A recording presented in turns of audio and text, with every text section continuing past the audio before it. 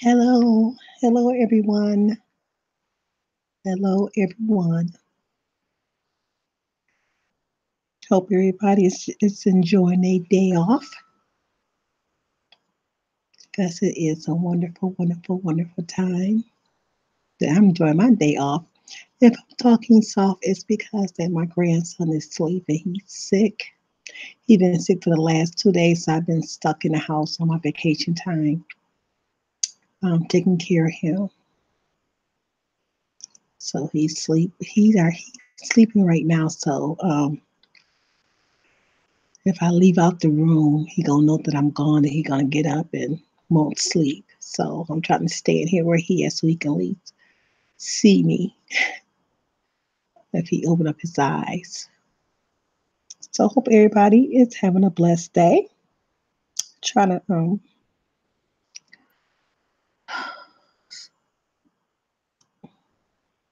wait for some people to come in. Hey, pretty apple. Miss you too, sis. Miss you too. Been taking care of my grandson. He been sick, so I ain't been going live. Glad to see you. I see you got you a new Jeep. Congratulations to you, girl. Been out car shopping, huh? That's good. What color is it? What color is your Jeep? You got your favorite color? Come on in, come on in, come on in. You don't got to stay in the bushes. You all welcome to come in. Yeah, I hope you get better too.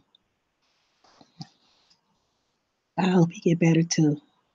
Cause he been sick for the day after Christmas he got sick. So he really ain't have enough time to play with none of his stuff that he got. Hey Sparkle D, welcome. Hey Nochi, welcome Queen. Welcome everybody. Welcome everybody. Hope everybody got everything that what they heart desire.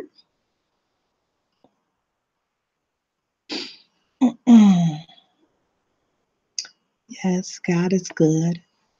God is wonderful. I had my other grandkids up over here. I had to take them home on yesterday because I wanted them to catch what D'Anthony had.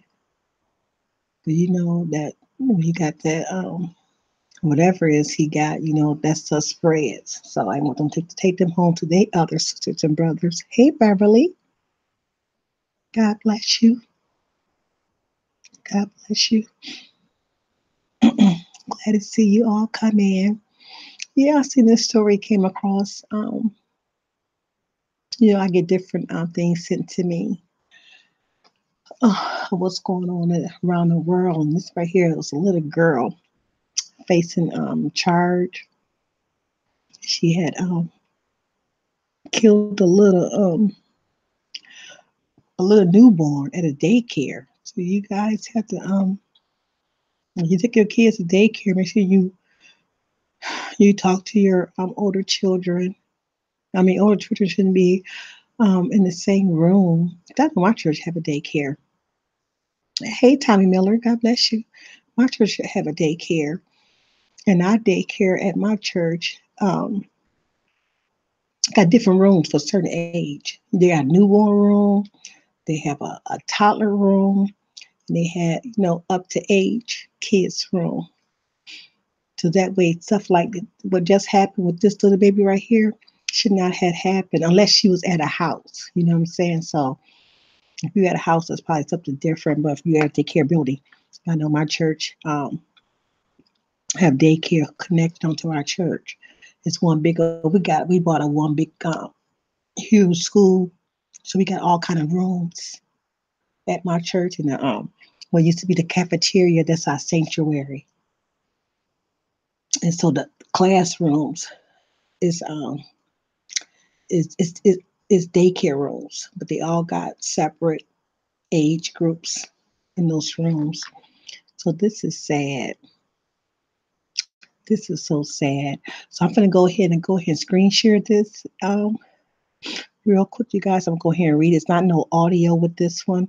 So I'm going to go ahead and read it. And it's so sad. I think the baby's like about 3 months old. Um, when they found the shoe print, she smashed his skull in, going by what the article said. It's so sad that when you got children, I guess she tried to pick the baby up and she dropped the baby. Then, hey, Miss Naturally Nollins, God bless you. And I guess when, hey, M. Shantae, God bless you. Thanks for coming in. I guess when she dropped the baby, the article says she stuffed the baby on his head and then picked the baby back up and put him back in the baby bed and went outside and played with the other kids. And my question is, where was the daycare provider at during this incident? You're supposed to have your eyes on kids um, all the time. You should know where these kids at. All these kids should be, even you got a daycare in your home, you still should know where kids is at. You should not be nowhere disappearing. Nowhere. You know what I'm saying? And going by the article, she said she laid the baby down at 3 o'clock to take a nap.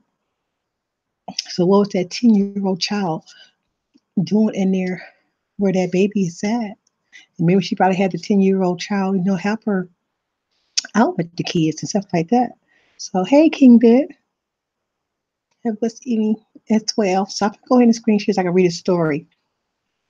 It just broke my little heart when I seen that. Hold on. Mm-mm-mm. It's just so sad.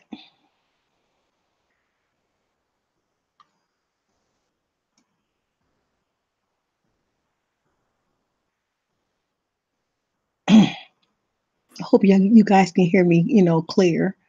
I just don't want to wake up, D. Anthony.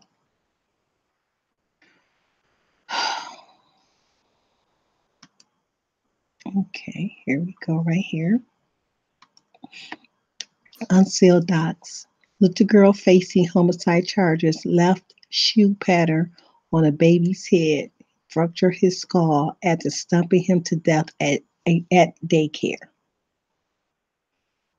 So this just came out today.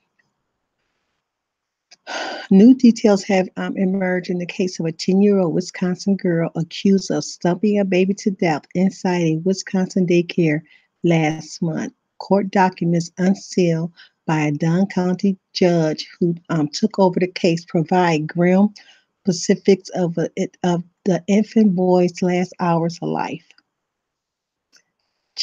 Chippewa County Judge James Isaacson was initially assigned to the case, but according to NBC 13, Dunn County Judge James Peterson was assigned to take over on December 14th after Isaacson rescued himself. While Atkinson immediately sealed the case record records when the Department of Justice filed a criminal complaint against the girl on December the 4th.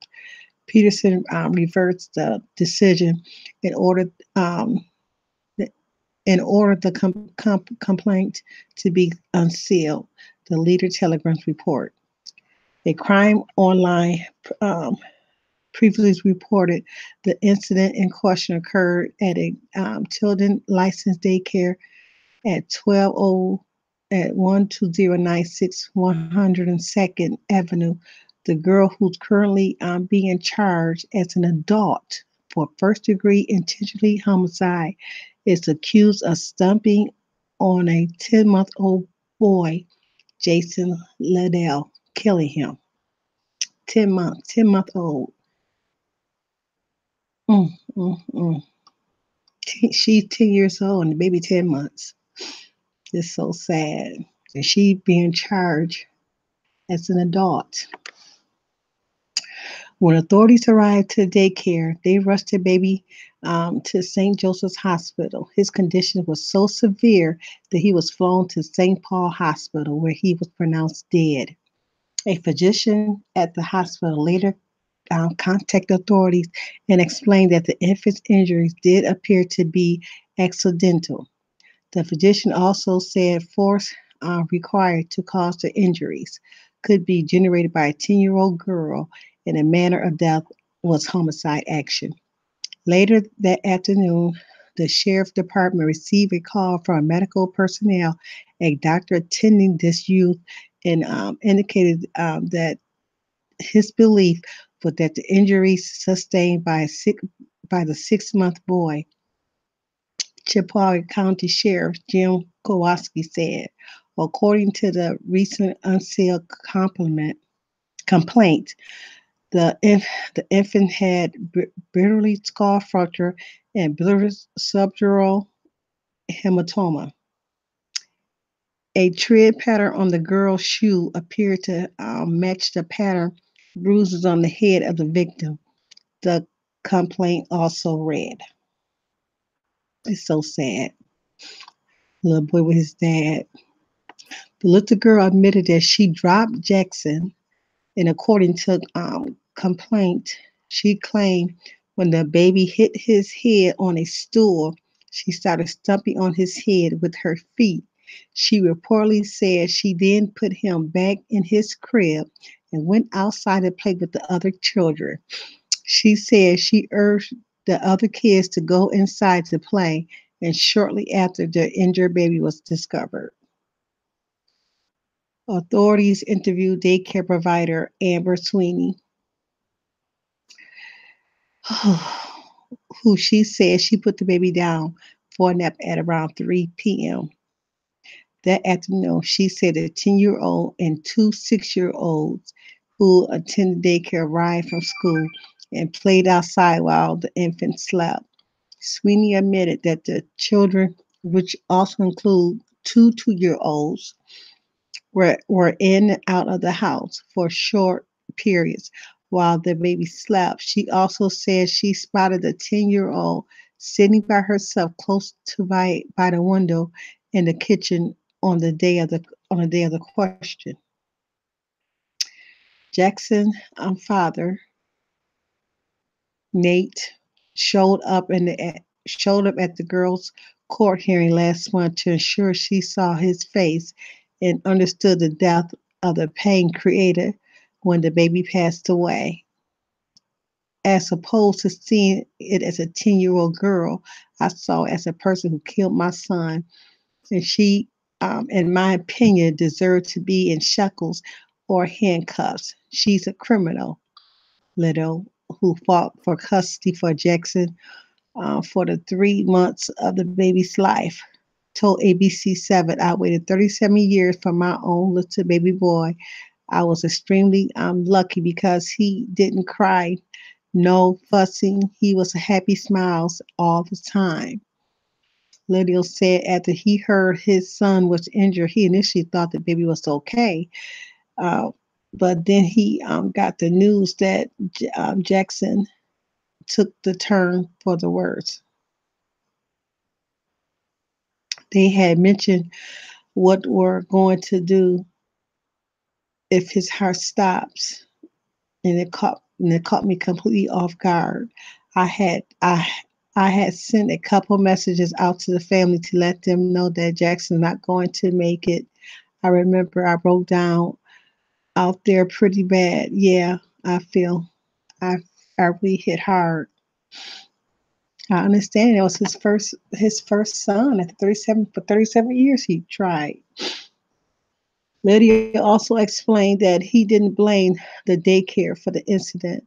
The suspect, a foster child, reportedly lived with the family that operated a daycare. Meanwhile, the girl's lawyer, Lori Sasma Osberg, is asking for competency hearing. Osberg intended to argue that the client didn't understand what she was doing when the incident occurred. The suspect is currently housed at the Northwest Regional Juvenile Detention Center in Eau Claire, but her case remains in adult court. She expects to go back to court January 17th.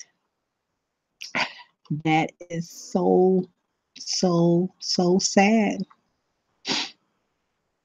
That really is. That is sad. Um, for a father or mother, you know what I'm saying, to go to the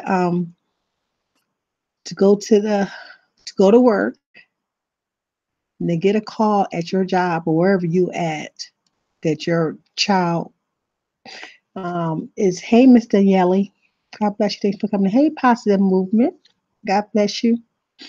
That your child was getting a call that your child is not going to make your child had got killed at a daycare. Hey, I'm King James the Truth. Got killed at a daycare. You know what I'm saying? That's why, it just so parents got to talk to their children when they take their children to daycare, not to hold no other child. But this child, is different because I guess this child was a foster child that was staying with the daycare provider. It just hurts, you know what I'm saying? An innocent, a little girl that no, she got when you 10 years old, you kind of know better, unless something's wrong with you. You know what I'm saying? Um, and to hurt a little baby, to hurt a little baby, a little 10-month-old baby that probably just started walking, probably wasn't even walking, probably was still crawling, probably was holding on tables and beds and stuff just to walk. So we got to be careful. Got to be careful, you know, and teach our children. So a 10-month-old baby is just gone. Is just gone. He's gone. He's well, for one thing, he's going to heaven. That's for sure, because he know no wrong. Even though he was born sin, but he couldn't get up, to walk enough to do any type of sin. So he's going to heaven for sure. But I feel sorry for the child. They trying that child as an adult. So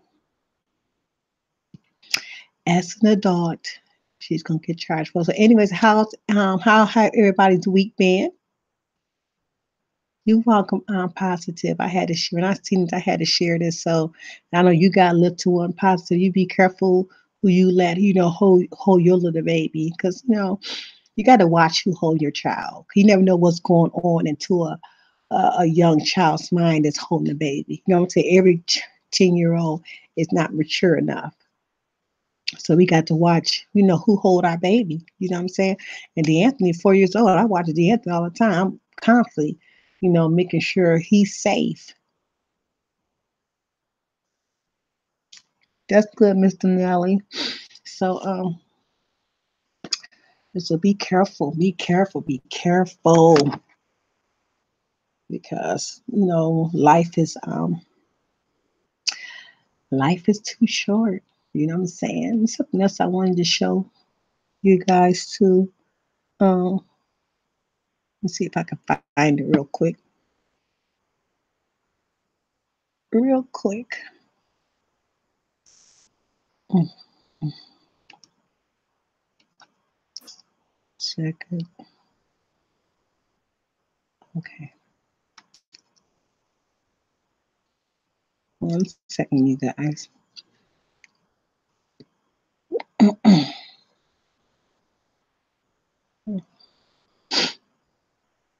That's one that I was just looking at today.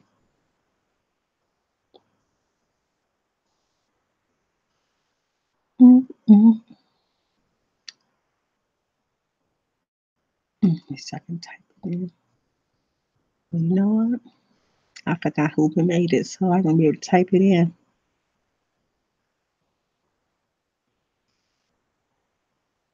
Let's see. Um, what's the name of that? Hold on. Trying to think of the name of that was.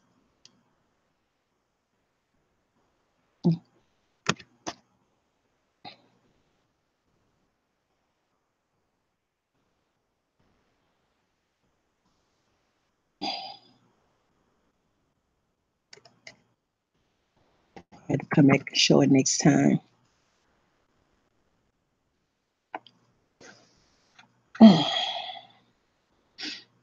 Mm, mm.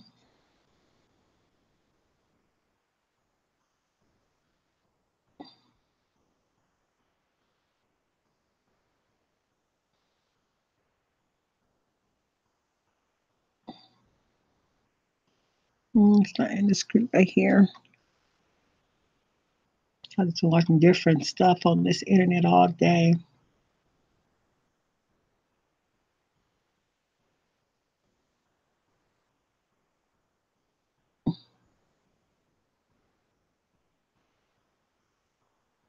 This this just came out on today as well. Let me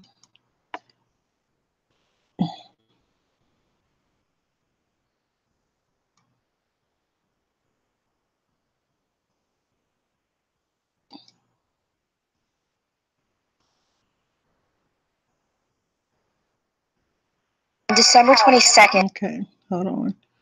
Let me let you. It's like about 20 minutes long, you guys. About the end times.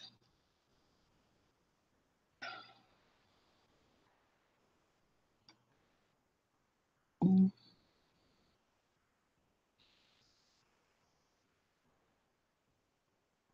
mm, mm.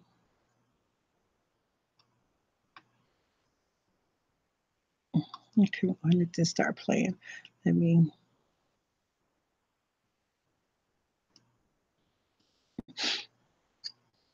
screen share it real quick. Hold on. Let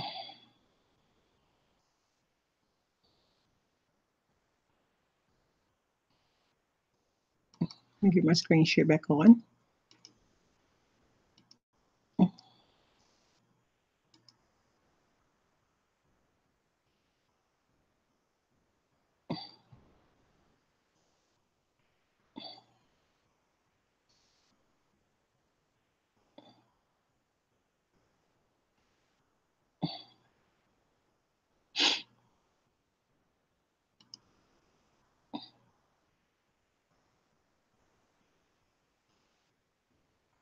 Okay, here we go.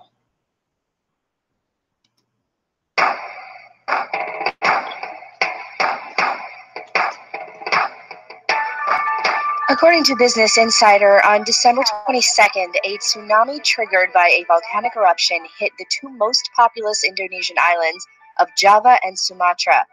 The waves killed more than 400 people and injured more than 1,400.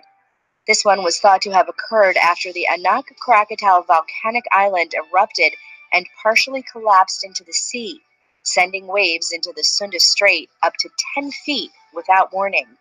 Reuters reports Indonesian authorities warned on Wednesday of extreme weather and high waves around the erupting Anak Krakatau volcano, urging people to stay away from the coast, already devastated by a tsunami that killed more than 400 people. Heavy rains lashed fishing villages along the coast, muddying roads and holding up convoys delivering heavy machinery and aid to isolated areas, while authorities urged residents to stay away from the shore in case of further waves, smashing into the coast on the Sunda Strait between Java and Sumatra Islands. The future is a wave of a hand away. In case you missed it, here it is again.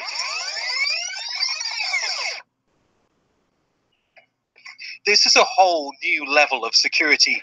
No keys or access cards, difficult to steal and copy, but the technology requires a certain level of commitment that's not for the faint-hearted. So this is where the microchip implant story begins, for those who want them at least. A clinical setting, a sterile environment, with some rather daunting bits of medical kit. So talk us through what happens next. So first part of the procedure is local anaesthetic is applied, so just your hand there. Then we use a scalpel just to make a small incision just there. And then finally, it's the rather large needle applicator, and that will be pushed just. I'll stop you there. For me, in my case at least, I think everyone really wants to know is, does it really hurt? Completely pain-free. The UK firm Biotech offers implants to businesses and individuals. It's fitted 150 implants in the UK so far, and the number's rising. Assistive technology for disabled people, implant, banking, security, general users, so contactless payments, passport data, all could be stored on these microchips and embedded in your hand. Comes down to convenience, I suppose, for a lot of people. It's very hard to lose your hand. It's easy to lose your keys, your wallet, so a lot of certain demographics want that convenience. This is one of several implant firms reportedly in discussions with British financial and legal companies. The names of the companies are being closely guarded. This isn't new technology. Microchips have been implanted in pets for many years, but the prospect of implanting them in employees has sparked concerns from trade unions. Microchipping gives even more control and power to the employer. And that comes with inherent risks and dangers. Those risks and dangers shouldn't just be ignored by an employer, and it needs to take those into consideration, and they definitely shouldn't be pressuring any workers into be microchipped. Biotech companies say the technology should be voluntary and that people must have a right to privacy. But with one Swedish firm, Biohacks, claiming to have already implanted 4,000 people, there were worries microchipping could eventually become the new normal. Societies embrace the mobile phone, making us easy to track on a daily basis. But by implanting microchips, there may be few places left to truly escape from technology. Neve Barker, Al Jazeera, London. CNN reports thousands of people are being evacuated and flights rerouted as authorities raise the alert level for the volcano, which triggered a deadly tsunami in Indonesia on Saturday. On Thursday, Indonesia's National Board for Disaster Management raised the warning level for the Anak Krakatau volcano to 3, the second highest rank. It earlier appeared to be calming down following Saturday's eruption, which caused a 10-foot-high tsunami across the Sunda Strait, killing more than 430 people and displacing tens of thousands. According to Reuters, Israeli warplanes attacked the Syrian capital of Damascus with missiles on Tuesday. An arms depot was hit in the attack, injuring 3 Syrian soldiers. A Syrian military official appeared on state-sponsored TV and said, "Our air defenses confronted hostile missiles launched by Israeli warplanes from above the Lebanese territories and downed most of them before reaching their targets." The Syrian Observatory for Human Rights, a UK-based war monitor, said Israeli missiles were launched from above the Lebanese territories and targeted western and southwestern Damascus rural areas. Gizmodo reports that state media says Russia tested a new hypersonic glide missile system Wednesday under direct orders from President Vladimir Putin. The new system, called the Avangard, utilizes an intercontinental ballistic missile and a hypersonic glide vehicle, and is supposed to travel at roughly 5 times the speed of sound. The newly designed system, which Russia claims can circumvent all existing missile defense systems in the world, reportedly hit a target at the Kura missile test range, located in an extremely isolated town in Russia's Far East. Discontent has been simmering in Tunisia for months. There have been mass demonstrations, even a nationwide strike, to vent resentment over soaring living costs and unemployment. But it's the death of a journalist on Monday that could ignite the anger. Protesters have been clashing with police for a second day, responding to Abdurrazak Zorgi's online post calling for a revolt. This is a call to the unemployed in Kasserine. Let us start a revolution. I will demonstrate on my own and I will set myself on fire. For 8 years I've been trying to find work, year after year. Nothing happens. Everything is lies. Zorgi's funeral drew huge crowds and turned into demonstrations. Zorgi set himself on fire in protest, just like a street vendor in 2011, whose death gave birth to the Arab Spring and brought the 23-year rule of President Zain al-Abidine Ben Ali to an end. Tunisia enjoyed a relatively smooth transition to democracy, but has failed to fire economically. Tunisians are now feeling the pinch. Unemployment is at 15%, inflation is at a record high, and a $2.8 billion loan from the IMF 2 years ago came on the condition of economic reform. Just last month, around 2/3 public sector workers stopped work to demand better wages and to march for Tunisians who they said were struggling to survive, a sentiment echoed in Zorgi's post. They don't have anything to eat to fill their stomachs. People protest, but the authorities call us terrorists. They just tell us to shut up. Zorki said the promises of the Arab Spring remain unfulfilled. The response to his death could force the government to confront how to deliver for its people while satisfying those it owes money. Miriam Nahond, Al Jazeera. They started by protesting against shortage of bread and rising inflation. But 7 days on, the demand has completely changed. They're now demanding the government end its 29-year rule and step down. The government, which is led by President Omar al-Bashir, has responded using tear gas and live ammunition. President Omar al-Bashir addressed his supporters on Tuesday. He accused the protesters of being influenced by external agents. Thank you for hosting me. Thank you for your support and enthusiasm, which is a response to every foreign agent, traitor, outlaw, and destructive person. You are the ones responding to them right now. From here, you are responding to all the traitors and foreign agents. I support you, and with your support, I will be back here next year.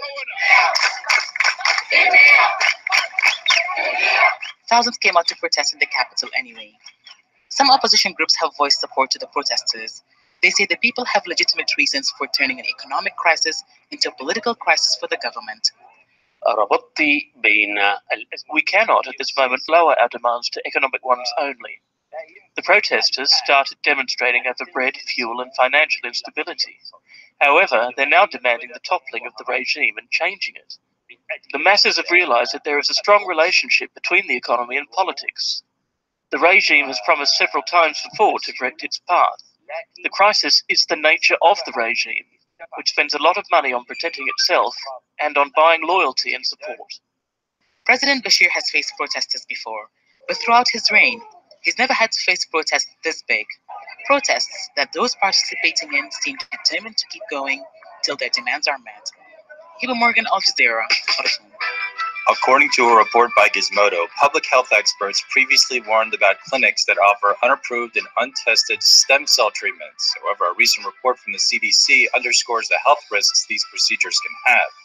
The report found that an outbreak linked to stem cell injections contaminated with bacteria sickened at least 12 people this year. Fortunately, while all patients reportedly needed to be hospitalized due to their infections, no one died as a result of the outbreak. Infections were all reportedly linked to stem cell products distributed by a California company called Livion. These teachers say they don't want to be paid in local bond notes, Zimbabwe's surrogate currency. The government insists the notes are equivalent to the US dollar. But on the black market, they are constantly losing value. That's why workers want their salaries in dollars, so they can at least afford the basics. There's no festive season at the moment for the poor, the working class in Zimbabwe. It is going to be a festive season for the rich elite. They have the bourgeois class and the ruling elite. They are going to, of course, enjoy it. But for the ordinary peasant, the ordinary worker, there's nothing for them. Prices of basic goods have more than tripled in just a few weeks. Some people say they are barely able to buy the essentials, never mind the luxuries.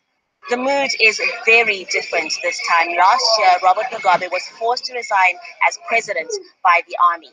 Many people really hoped his departure would usher in a new and more prosperous era.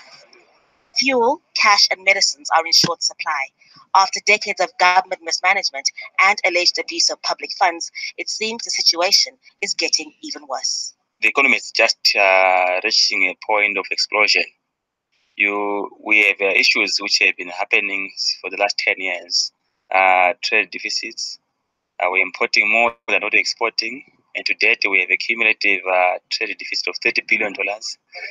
Other Zimbabweans say there is really nothing they can do about the current situation. Challenging the government is sometimes not an option. It can be too risky. We can demonstrate, not demonstrate around here. To demonstrate, the police will be around, chasing people around. At the end of the day, you die. So just look at your own means to survive, feed your own family, that's all.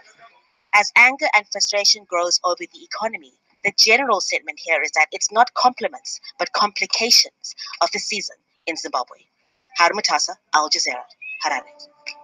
According to Business Insider, the behavioral patterns of animals are being disrupted by climate change and urbanization. In order to survive, animals are being forced to adapt to these changes in their altered environments. For some, that means relocating, tweaking their behavior, or changing their physical appearance. For example, researchers have found that the tawny owl's feathers have changed color due to climate change. As winters become milder, there's been an increase in brown-colored owls. Warmer temperatures are also causing monarch butterflies to delay their mass migration, while pink salmon have started making their migration earlier due to rising water temperatures. On Wednesday, Gizmodo reported the Health Plus Surgery Center in Saddlebrook, New Jersey, sent letters to more than 3,700 patients who visited between January 1st through September 7th. According to the letter, an investigation by the New Jersey Department found Health Plus staff often failed to properly sterilize surgical tools between uses. As a result, the patients could be at risk of having contracted blood-borne infections and have been recommended to go get blood tests for hepatitis B, hepatitis C, and HIV. According to Business Insider, since President Donald Trump called out Pfizer and other drug makers for prescription drug price increases in July, the issue is largely stalled. Now, though pharmaceutical companies are planning drug price hikes for January, experts say these upcoming increases are expected to be larger than usual, and drug companies are raising their prices as people begin to make New Year's resolutions. In total, 41 drugs will raise their prices in January. A couple in Utah has been arrested and charged with child abuse after they allegedly subjected their 9-year-old daughter to waterboarding as a way to punish her. According to reports, the girl's father, Joseph Mitchell, and her stepmom, Ilaria Mitchell, abused the child on 3 different occasions. Police were contacted after the child was seen at an emergency room last month and appeared to have marks on her wrists. The girl reportedly told detectives during a visit to the home. The couple punished her by tying her hands behind her back, placing a towel over her head, and running water over her face in a bathtub. Police said in a statement, quote, "The 9-year-old stated that she cannot breathe, and it hurts when this happens." The Daily Herald reported the child also alleged the stepmother punched her in the face and caused her nose to bleed. The couple was booked at a Utah County jail on 1 count of felony child abuse each. It takes several pieces of equipment to install an intravenous line in a patient. Needles, taps, catheters, and rubber gloves must be sterile and discarded after use. These are the cheapest of materials for one of the simplest of procedures. There are no apparent shortages here at the outpatient clinics of St. Andreas Hospital in Patra, but staff say appearances are misleading. We had a budget of 60 to 65 million euros before the crisis. Today our budget is 15 to 18 million. This creates enormous problems. The hospital is also short-staffed. This doctor says there are just 2 nurses for the outpatient clinics serving this city of 200,000. On most days, this room is full of stretchers with a queue of more outside shouting and pushing to get in, and they come from towns all over the region.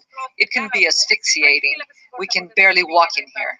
Shortages have shut down clinics in smaller regional hospitals. So St. Andreas also takes in patients from the broader region of more than 1 million people. This hospital had a staff of 1,200 before the financial crisis of 2008. It is now down to 750, and at least 50 doctors are urgently needed. These trends in personnel and materials reflect the broader cuts in government health spending. In just the past 3 years, it has fallen from $7 billion to $4.2 billion. That means Greece is spending less than 10% of its budget on healthcare. The European Union average is over 15%. It's driven many who can afford it into private healthcare.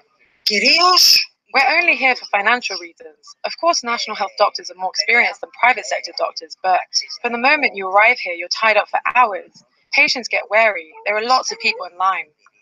The dedication of the doctors and nurses who remain in the public sector has been rewarded with a 40% pay cut during the crisis. And no government has tightened health spending more than that controlled by the Syriza party, which has made a point of producing even higher surpluses than creditors demand with which to repay the country's debt. Next year's budget contains a further reduction in salaries for hospital staff, a move which will anger many. John Psaropoulos, Al Jazeera, Patra. After being inundated from the sea, now flooded from above. Along much of the coastline devastated by Saturday's tsunami, torrential rain poured more misery on already awful conditions. Like their neighbours, Ahmad Hidayat and his family sought through the possessions from their flooded home. He knows they won't likely dry out until the other side of the rainy season, which is weeks away. Everything's wet. It's all broken. There's nothing left. He has no choice but to move back into his house on this exposed coast. This is my home. I have no other place to go. But if I had money, I would buy somewhere safer to live. The rain is also threatening to cut off the main coastal road upon which the recovery operation depends. Parts of this road were damaged by the tsunami and the rain has flooded other parts of it. It's still passable, but there's a big effort on now to make sure it stays that way. The route is also increasingly important for the tons of aid that is arriving. Poor visibility makes it difficult for experts to predict what the Anak Krakatau volcano will do next. Further eruptions could cause another wave. A tsunami warning remains in force, and false alarms quickly spread on social media have caused panic and people to seek safety on higher ground. Proof of the fear that the volcano, still rumbling in the murk beyond the horizon, is able to evoke.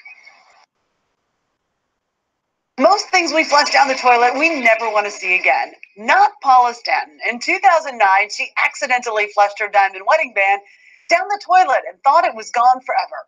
Her husband had given it to her to celebrate an anniversary. 9 years later, public works employees were doing maintenance on a manhole near Paula's New Jersey home and found a ring. Coincidentally, one of the workers had worked on Paula's home years before and remembered she mentioned she lost a ring in the toilet. Paula and her long-lost ring got reunited just in time for Christmas. Hugged them and kissed them. So you are a Christmas angel. I cannot believe this happened. After losing the ring, Paula's husband replaced it with a similar one, but now the original fits perfectly alongside it as well. Don't worry, Paula thoroughly cleaned the ring before putting it on again. Yeah, I just wanted to share that stuff is happening all over the world. I mean, all over. There's just news that they were sharing that was happening, in 2017.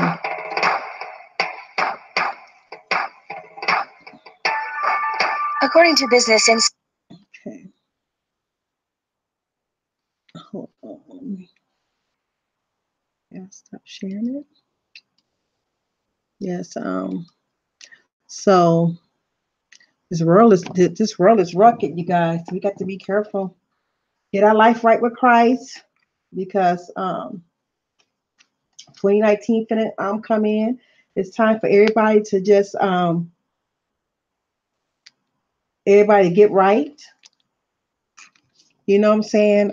Let your 2019 be much, much better in 2018. Do things different now. You know what I'm saying? Show love to everybody, respect everybody. You know what I'm saying? If you can't get along with somebody, that's fine. But if you can squash it out, squash it out. Do all this stuff on a YouTube. Let's do something different for 2019. You know what I'm saying? Let's do something different for 2019. So I'm not going to stay long. I would just, want to show you about the little girl that I want to, to show you that little clip that I just showed you. I just been searching everything on the internet because, I'm all about love and respect and everything. You know what I'm saying? And life is too short. Life is too short. Jesus is coming back real soon. So you're going to be still acting that same way how you acting in 2019, how you was doing in 2018. It's time, it's time to be better and do better. We all grown adults here. So my grandson then woke up now, so he's kind of whining. So I'm finna get off this live so I can, play this mother/grandmother role. Just, like I said, I've been in the house for the last 2 days, wasn't able to get out and go enjoy myself with my family because he all sick and stuff. So I'm stuck in. You're welcome, don't you? Thank you for coming in. Thank you all for coming in. God bless you all. Know that I love you. And I want to remind you of the book club on tomorrow. I might do a movie tomorrow, you guys. It's, depends on how Anthony be feeling.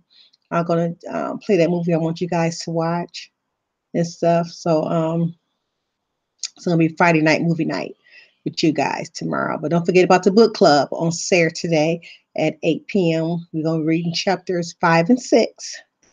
We want to see how it's gonna go with Angie and her date. You know, she up there. She's on the podium getting ready to do her speech on tomorrow, starting Saturday.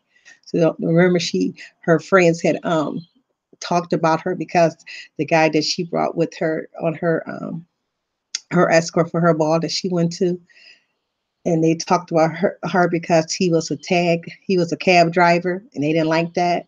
But her one friend, you know, told her don't worry about, you know, how other people think about her. So I can't wait to see how this is going to end up on chapter 5 and 6. So I will see you guys on tomorrow. Like I said, I'm gonna play a movie for you guys tomorrow evening sometime, and our on the book club on Saturday. And this Saturday will be the last day for Mama Not Having a Pretty Apple to be in the night box. I'm going to pick 2 more YouTubers who I think are good YouTubers going to be in there for the next 2 weeks. Okay, so I want to give them some shout outs. So it's Pretty Apple, Teen Terrell, and Mama Not Having. It's 3 of them. So those 3 will be gone, and I'm going to add 3 more. Okay, so you guys have a blessed night. And remember, love the skin that you are in, because you are made in God's image, and God knows that you are beautiful. No matter what people say about you, you are who God said that you are. Okay, and always remember, I am forever a chosen queen. I'm out. Have a blessed night.